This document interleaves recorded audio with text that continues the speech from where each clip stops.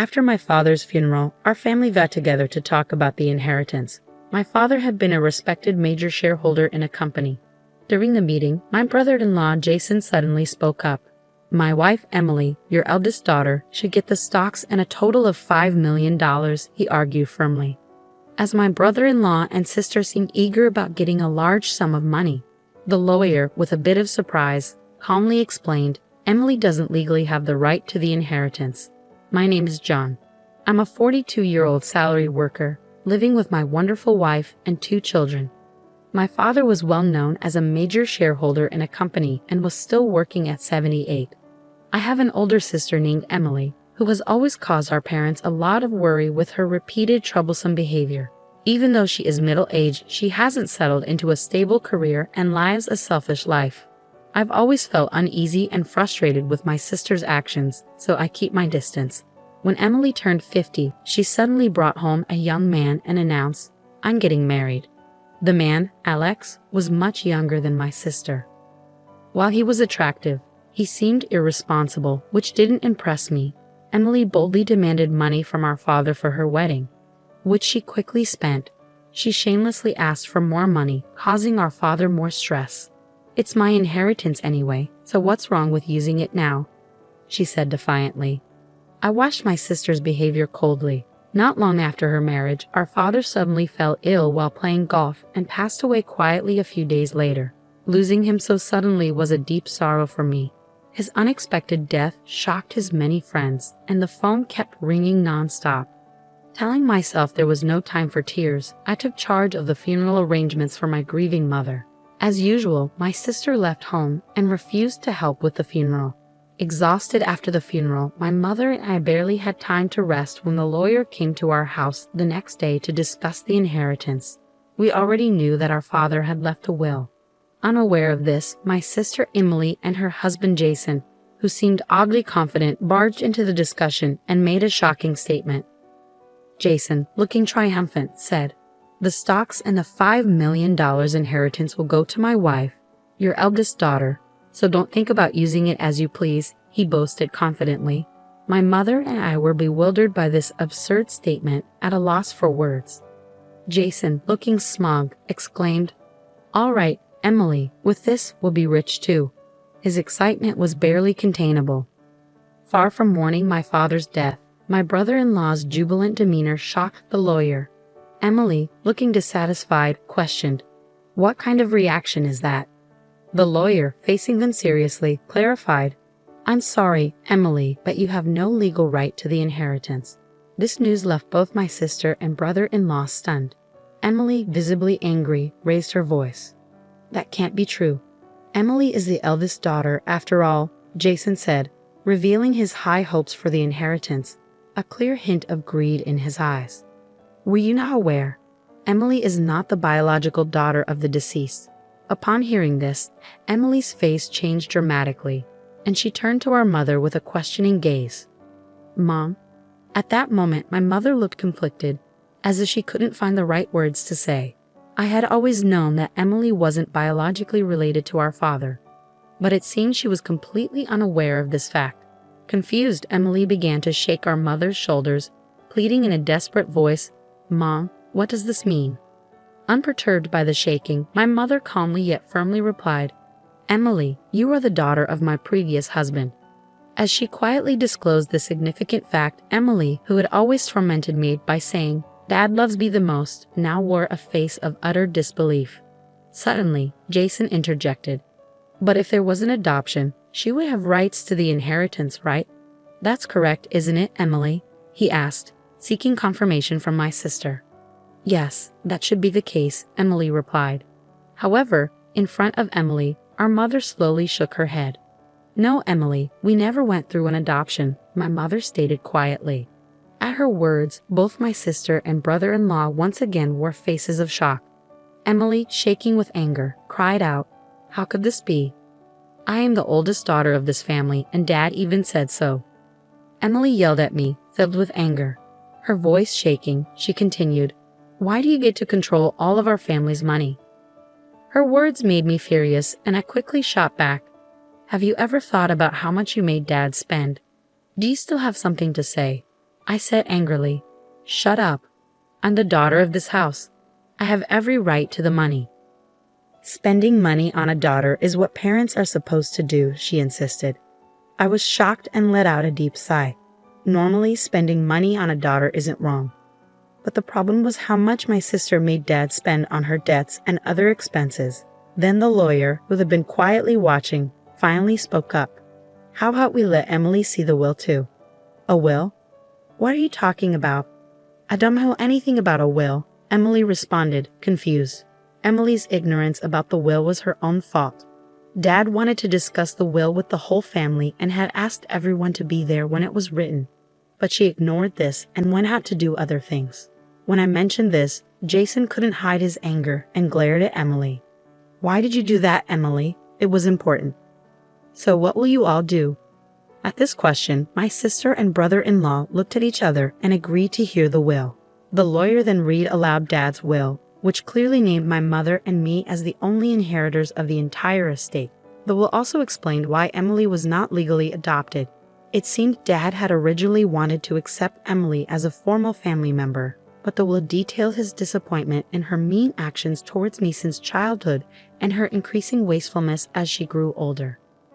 No way, Emily was shocked and speechless. Faced with the reality of having no inheritance rights, she seemed unable to recover from the shock.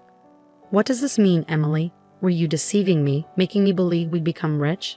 Jason demanded. My mother and sister were stunned, but I wasn't surprised. Jason's dishonest behavior regarding money had always been obvious. He might have married Emily just for her money. Emily, don't come back here until you have money. Wait, Jason, don't be so cruel. I believe we'd be rich together. I'm so disappointed in you, Emily pleaded. Jason roughly pushed past Emily and left the room. Left behind, Emily glared at us with a face full of anger. Mom, why didn't you adopt me? She demanded. My mother, struggling to find words, managed to say, well, that is why. Why does Mom get the inheritance? I should have rights too. It's unfair because of Mom's lack of action. Don't you think it's terrible? Emily cried. My mother quietly murmured, Emily, it's unfair. Too cruel. Emily's cries, with her hair disheveled, were intense enough to scare anyone. But the lawyer remained calm, as if it were a normal day. Why do you get everything? Why nothing for me? Emily demanded. Because I'm Dad's biological child, I said. As soon as I said that, Emily, in a fit of rage, reached out to hit me. It would have been better if you never existed, she screamed. I thought that even if I hadn't been there, Dad would have made the same decision because of Emily's behavior. But before I could argue back, the lawyer quietly intervened. Emily, please refrain from such actions. Otherwise, I will have to contact the police, he warned her gently. Emily, startled by the mention of the police, calmed down. With a history of minor crimes like shoplifting, she was sensitive to the mention of the authorities. My mother, holding back tears, tried to speak again, but Emily clicked her tongue in frustration and left the room. About 6 months later, the inheritance process was smoothly completed. Emily and Jason initially resisted strongly, but the lawyer's skillful handling left them little room to interfere. Eventually, my mother did give Emily a small amount of money, but it wasn't my place to comment on it. Frustratingly, Emily and Jason then disappeared without a trace. Their blatant greed left our relatives shocked and disappointed. One day, my wife suggested we take my mother and daughter out for a pleasant meal. Since losing Dad, my mother had been down, but spending time with her beloved granddaughter brightened her up. Mom, why don't you come and live with us? I proposed to my mother, but she hesitated. Well, Emily might come by occasionally. Emily only comes here to beg for money. You shouldn't indulge her, I replied. My mother's hesitation was understandable. Despite her issues, Emily was her irreplaceable daughter. If we went to our family home, there was a chance Emily would cause trouble again. Understanding these concerns, I gave my mother some time to think as I drove her home. Surprisingly, there were lights on at the usually empty house. Thinking Emily might have returned, I parked the car cautiously in the garage. We got out of the car and started walking towards the entrance. Suddenly, a car rushed towards us. Watch out, my daughter, who was leading the way, yelled instinctively. I threw myself to protect my wife, barely avoiding the car. Ouch, I groaned in pain. Fortunately, the car only grazed me, but I was thrown against a flower bed. The car eventually crashed into the garage entrance and came to a stop. My wife, with a worried expression, asked, "Are you okay?" "Dad," my mother trembled at the entrance, unable to speak due to surprise and concern. The situation was chaotic. I was rushed to the hospital by ambulance and ended up staying overnight. It turned out Jason was the one who caused the accident. He told the police he mistook the brake for the accelerator, but I wasn't convinced. During this time, Emily visited the hospital with my mother. While my mother was tending to flowers, Emily looked at me and said, "You're surprisingly tough, aren't you?" she muttered, seemingly disappointed. I thought to myself, just as I suspected, and provocatively responded, "If I had died in the accident, Mom would have inherited everything." Disappointed at my words, Emily clearly looked uneasy. "I know what you were expecting," I continued as Emily averted her eyes, looking down. "But you see, Mom intends to renounce her inheritance, so your hopes won't come to fruition." As I said this, Emily stared back at me in astonishment. It seemed unbelievable to her that someone would willingly give up what they could receive. "I have a wife and kids, so Mom says the inheritance should go to them. That's what a parent should do," I explained. "But that's," Emily started to object, her words trailing off. "I've made a will up early, following Dad's example. Unfortunately, the inheritance that I should have will no longer go to Mom." At these words, Emily shivered, unable to hide her agitation. Unable to conceal her anger, Emily raised her voice. "Give me a share. It's $5 million, isn't it?" When I said no firmly, Emily got really angry and grabbed my shirt. "You should give me half at least. I'm your real sister," she shouted. She kept yelling loudly about wanting half of the money we inherited, but I felt sorry for her. Being so greedy would have disappointed Dad. "Can't you see that?" I said calmly to her. Emily's face turned red quickly and she tried to grab my throat. Just then, our mom came back into the room and yelled, "Emily, what are you doing?" When she heard our mom, the nurses came in and took Emily away.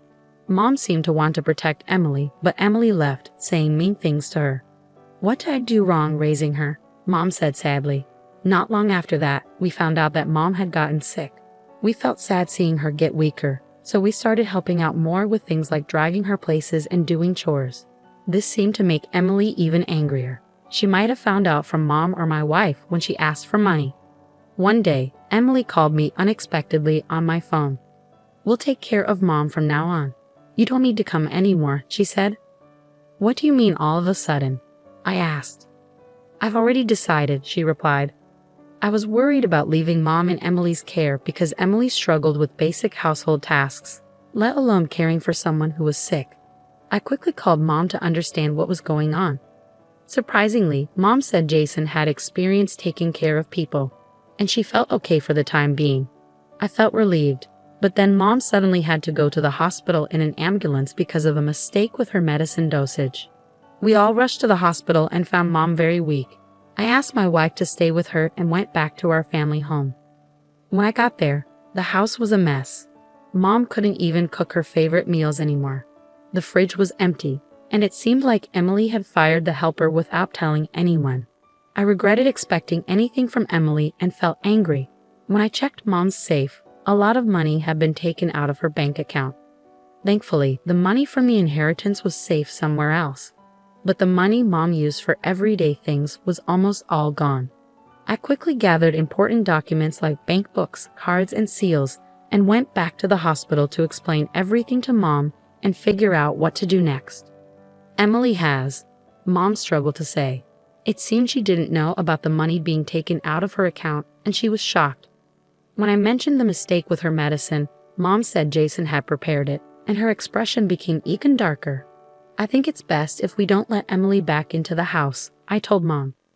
"John," Mom replied, looking confused. I explained my worries further.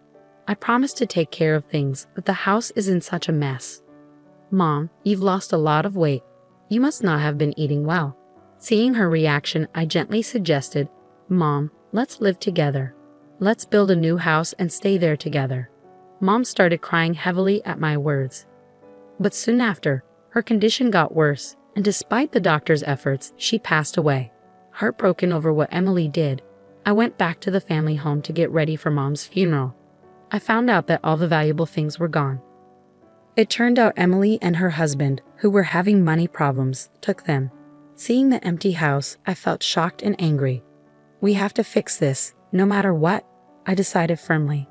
The day after Mom's funeral, I was supposed to meet Emily and the lawyer at the law office to talk about the inheritance. Emily, feeling superior, confidently said, "I have the right to Mom's inheritance, unfortunately for you." I couldn't help but laugh at her misunderstanding. She was making a big mistake. The lawyer opened the will, and as soon as we saw what was written, Emily's face turned pale with shock. "No. How could this happen?" Emily exclaimed. "The will clearly says you're not getting anything," the lawyer told Emily. Jason, furious, demanded, "What's that supposed to mean? She's her daughter. You can't fool us. Give us the inheritance now." He banged the table in anger. I calmly asked him, "Jason, did you do something to Mom?" "I didn't do anything," he replied dismissively. "Then why was her medication messed up?" I pressed, but Jason just brushed it off, saying, "That doesn't matter." "John, I can't believe I'm getting nothing from Mom's inheritance. What did you do?" "I can't pay my apartment rent now," Emily said. Her words shocked me. I realized Emily had assumed she'd get something, even though she didn't show up right after Mom died. Emily, desperate, asked the lawyer, "Is there really nothing for me?" The lawyer sighed deeply and said, "Yes, the will is clear." Then the lawyer explained the legal stuff about the mandatory share. It turned out that after taking away the money Emily had taken out and sold without permission, there wasn't much left in the inheritance. Actually, this was part of a plan I had talked about with the lawyer before. Emily was shocked and protested loudly. "There can't be so little." Mom and I had purposely not told Emily about this. In reality, most of Mom's stuff had been given to my daughters while she was alive, so there wasn't much left to inherit. But Emily didn't want to accept it and kept complaining. Like with Dad, I felt really angry with Emily, who only took from others without doing anything herself. It's so disrespectful to just take money when Mom thought you'd take care of her. Taking care of someone costs money, and you don't get that, I told her. "Then show me what you spent on Mom. If it's really necessary, I'll pay for it," Emily said. When I said that, Emily got shaky and her face changed. "There's no proof. Without receipts, we can't agree to those expenses," I told her. While Emily was silent, Jason attempted to use a gentle tone to sway things his way. "John, think about it. Your sister really needs help right now. Wouldn't it be good to lend a hand?" "I'm sorry, but I can't agree to that," I said firmly. Jason was shocked by my direct refusal and stayed quiet for a bit. I didn't hold back my feelings and openly admitted, "Honestly, I've been treated badly by my sister for a long time. I almost feel satisfied now. But you're siblings, right? Can't you try to work together a bit?" If the plan we had made earlier had worked, Emily would have gotten all the inheritance, Jason said. "What plan?" I asked. Jason went on, "It's Emily's fault things didn't work out. I was supposed to get a new car, but now I only have enough for repairs." Emily panicked and tried to stop him, but it was too late. "That sounds like fraud," I said, seeing where it was going. "What? That's against the law. We got permission to record this meeting beforehand," the lawyer explained. Jason went pale, realizing his mistake. I said firmly, "I'll be taking legal action about what you just said." "That's ridiculous. There's no proof," Jason protested. "Proof? What you said is proof enough," I replied.